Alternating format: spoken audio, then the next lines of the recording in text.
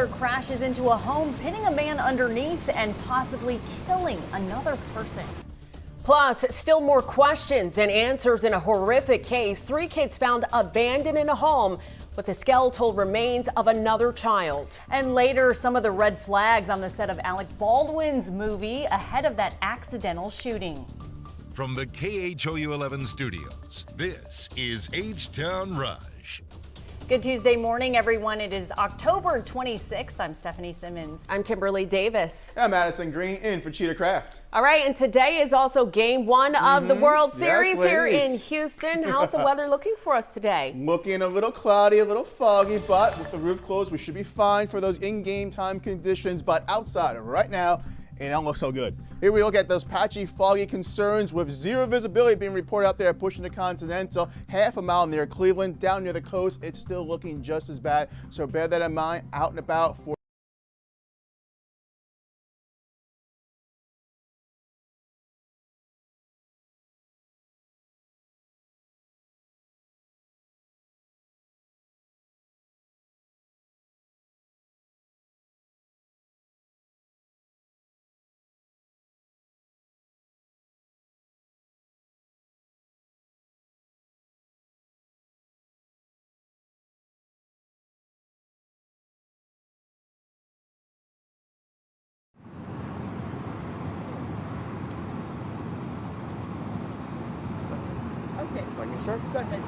Okay, good morning everyone. I'm Commander Michael Collins, Houston Police Department Vehicular Crimes Division. I'm going to give you some of the facts about the accident we had this morning. The initial call dropped as an auto theft off the 14700 block of Summermeyer, a local trucking company. Patrol officers arrived to the scene, spoke with the trucking company, and learned that an 18-wheeler had been stolen from the location. The trucking company was able to track the 18-wheeler, and they tracked it to a location near Breen and 249. Patrol officers arrived at that location just after midnight, approximately 12:20 a.m. At that time, the responding patrol unit observed the 18-wheeler. The suspect was still inside the 18-wheeler. Preliminary information suggests there was a brief pursuit. The officers attempted to initiate a traffic stop. The suspect did not stop and instead traveled down Lincoln toward the intersection here at McKinley Street, 11500 McKinley. At that time, the suspect bailed out of the moving vehicle, sustained some minor injuries, and the 18-wheeler continued to travel down Lincoln and crashed into the mobile home park directly behind me. There were 4 people inside the mobile home that was struck. 2 of them were uninjured. There was a male that was trapped beneath the gas tank of the truck and sustained some major injuries. Unfortunately, there was also a woman inside the residence that did not survive. So that's what we have so far. The suspect is in custody and is being treated at a local hospital for some minor injuries. Can you go back to the initial, you said the trucking company, where was that at again? What was the name? It was 14700 Summermeyer Street, and I do not have the name of the trucking company. Summermeyer? I believe it's Sommermeyer, 14700 block. And then you said the suspect jumped out of the truck and kind of just let it keep going? Correct. Our information suggests that the suspect jumped out of the driver's seat while the truck was still in motion, and the truck remained in drive. At that point, continued through this metal gate and struck one of the residences behind me. About how long was that chase from the Summermeyer location to this? Like 10 miles? How much would you gauge? I'd say probably less than a mile. The officers activated their emergency equipment. The truck did not stop, and it was a very brief pursuit. What time did you get the call that the truck was stolen at the company? Initially, the call came in as an auto theft at approximately 10:40 p.m. So that would have been last night, October 25th. So 10:40, and then midnight is when they actually located it and that chase started? Correct, ma'am. Okay. Just after midnight, let me back up. The trucking company was able to track their truck. So just after midnight on October 26th, the patrol officers located the stolen vehicle with the suspect still inside. And sir, maybe you already mentioned this, forgive Oh, yes. or not, but how fast was that vehicle going when he crashed in that home? That is going to be part of the investigation. I know there is some surveillance footage, and right now we have our experts on scene doing a 3D scan. So I'd really hate to be too hasty. Just from the significant amount of damage, we know that it was traveling at an excessive speed, but I don't have an exact speed for you. Do we have a description on the victim, the woman who died? My information suggests that she was approximately 50 years old, a white female, and that's all the information I have at this time concerning her identity. Do you know the relationship between the two? The relationship between the suspect and the No. The people in the home, the woman that is not with us anymore. Yes, I'm sorry. I don't have that information, so I'd hate to speculate. I know they were related, both the male who was injured and the deceased as well. Was the suspect given any indication as to why he did this? Was he under the influence of something? Was he said anything?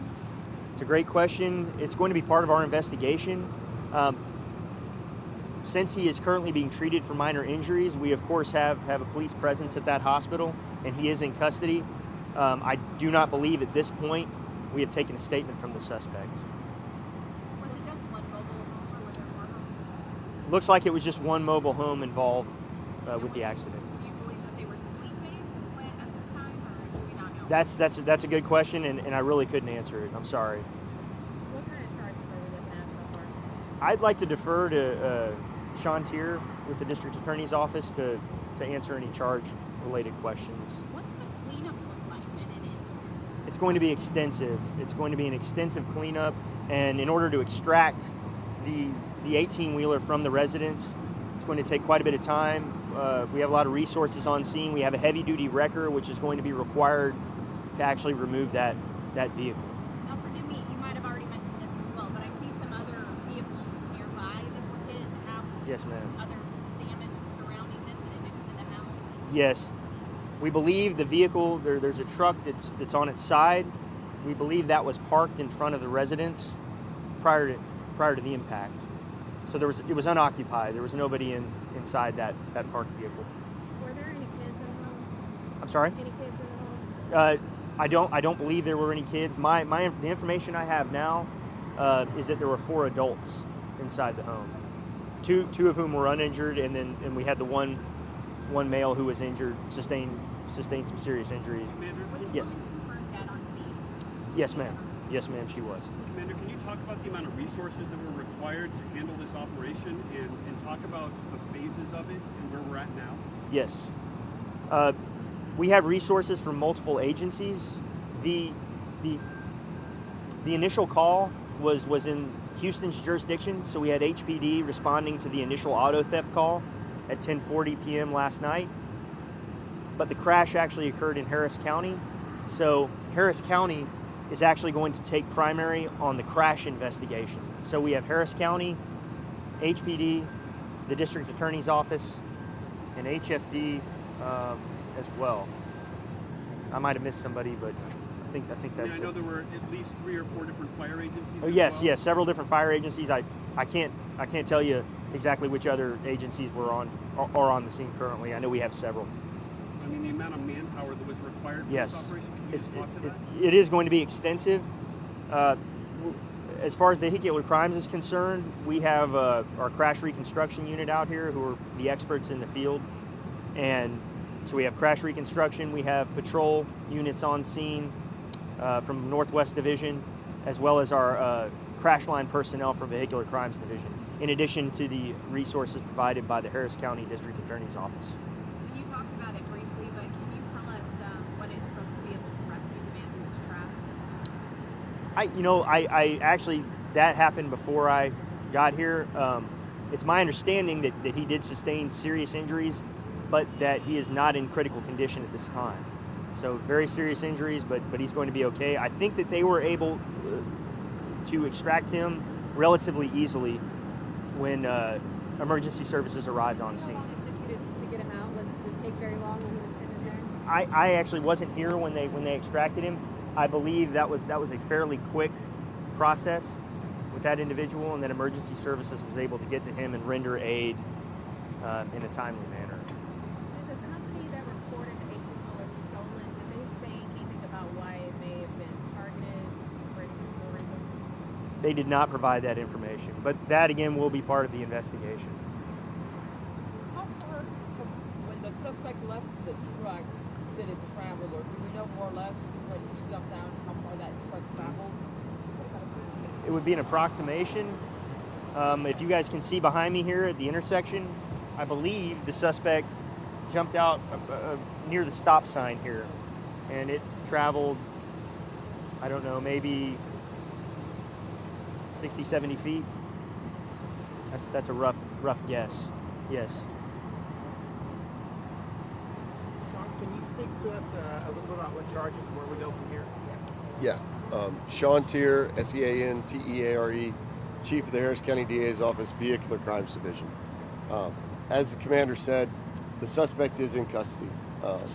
He was initially being pursued for unauthorized use of a motor vehicle.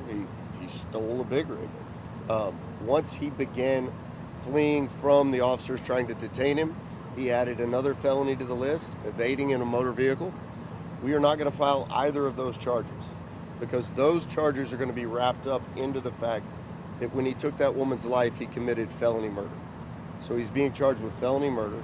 He's also being charged with reckless aggravated assault for the injuries that he caused to the adult male in the house.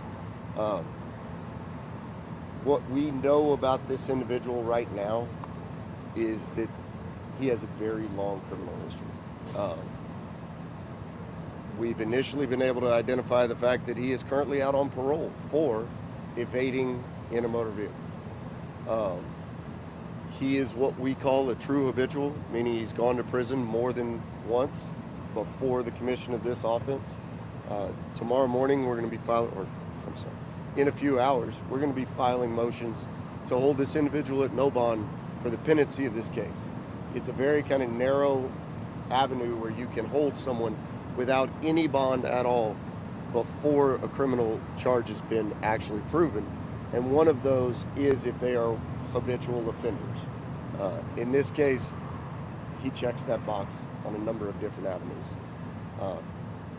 When you talk about just getting behind the wheel at all, for someone to already have been convicted of running from the police and then decide to do it in an 18-wheeler and literally leave that vehicle and just direct it as a missile into the house, this is one of those that's going to stay with you a while. This is as brazen and callous as any of these crashes that we deal with. As the commander said, this is also somewhat unique in that the theft of the truck occurred in the city of Houston. The city of Houston was investigating it. The city of Houston Police Department started this pursuit, but the crash ended in Harris County. So I'm working right now with two of the best vehicular crimes divisions in the country, and getting to work with them together is it's going to pay dividends on the prosecution of this case. But to your question about the resources, we've got at least 3 different fire departments. We're going to have to pull this truck out using a heavy tow truck. The ME is on their way here. We really can't do anything with the truck until the ME gets here and does their investigation, takes their pictures. That's when we're going to know more about the victim in this case. And over the next few days, we're going to sit with the DA's office is going to sit with the living victim, and we'll know more about their relationship and kind of what they were doing. Because right now, he had to be rescued from under the truck. We're not as concerned about what went on from his point of view right now. It's just making sure he's okay. And obviously, the deceased victim is not going to be able to give us any information. So over the next few days, we're going to piece together that part of it. But what we know for sure right now is that he was driving a stolen truck. He ran from police. And because of that, a woman is dead. How long has he been out on parole? Those are things that we're just now getting. I know that the conviction was in 2013. So he is still currently on parole for that. But when he was actually discharged from TDCJ, we don't have that information yet. I will have it before I approach a magistrate at some point today to make sure that this is the last time that this guy can actually hurt anyone. I may not have heard it because of the noise behind me, but did you say he had a lengthy history? He does. He has quite a lengthy criminal history. And I haven't gone through it line by line, but there is obviously evading motor vehicle. There's some property crimes. I believe there's a burglary in there. There's also, as you would imagine, some drug crimes as well. So we're going to go through all of that and really dig down into his history. He is apparently somewhere in his late 30s.